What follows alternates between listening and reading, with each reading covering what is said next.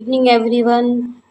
तो इस वीडियो में हम जानेंगे कि भारत सरकार ने महिलाओं के लिए क्या क्या कानून बनाए हैं और क्यों बनाए हैं। तो पहला जो कानून सरकार ने महिलाओं के लिए बनाया है वो है बाल विवाह निरोधक कार्यक्रम।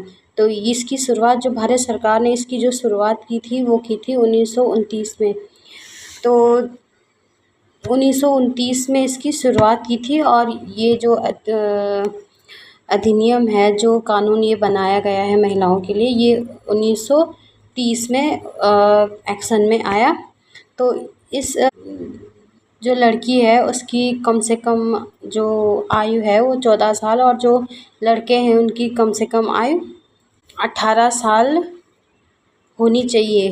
तो फिर 1978 में बदलाव किया गया जिसमें कि जो लड़की की जो आयु है शादी की उसको किया गया है 18 वर्ष और जो लड़के की आयु है शादी की उसको 21 वर्ष किया गया है। दूसरा है खनन कानून। तो खनन कानून की जो शुरुआत की है वो की है 1952 में। तो 1952 में जो अधिनियम खनन कानून जो चला, इसमें जो महिलाएं खानों और अन्य खतरनाक जो काम हैं उनमें लगी हुई थी, उनको उनमें लगाने से प्रतिबंधित कर दिया गया है। जो महिलाएं हैं वो खतरनाक काम नहीं करेंगी और जो खान वगैरह होती है, जो कोयले की खान होती है, कोई भी खान होती है, उसमें काम नहीं करेगी। तीसरा है हिंदू विवाह अधिनियम। तो इसकी शुरुआत की है 1956 में। तो इसके अंतर्गत जो शादियां हैं उसमें बहुविवाह का मतलब होता है कि एक से ज़्यादा शादी करना वर्जित किया गया है। है दहेज निरोधक कार्यक्रम। तो इसकी शुरुआत 1961 में की गई है और इसके अंतर्गत ये है कि जो दहेज लेते हैं उन पे रोक लगाई जाती है और अगर कोई दहेज लेता है तो उनको जुर्माना भी हो सकता है और जेल भी हो सकती है।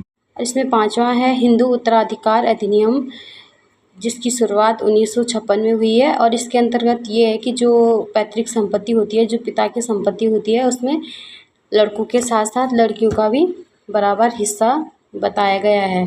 के बाद आता है गर्भ अवस्था का चिकित्सीय समापन।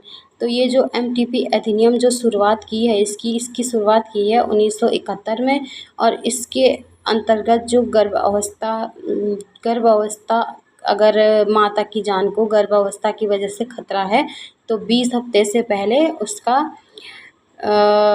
रजिस्टर्ड मेडिकल प्रैक्टिशनर्स द्वारा गर्भपात किया जा सकता है। इसके बाद आता है प्रसव पूर्व नैदानिक तकनीक अधिनियम।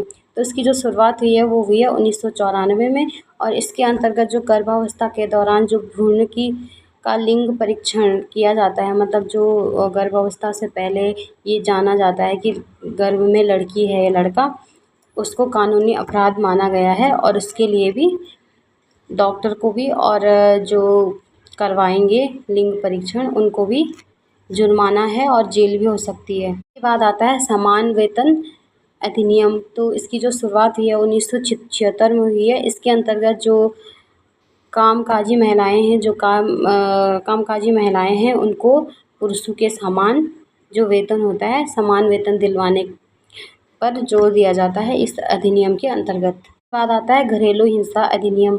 तो जो घरेलू हिंसा अधिनियम की जो शुरुआत हुई है 2005 में हुई है।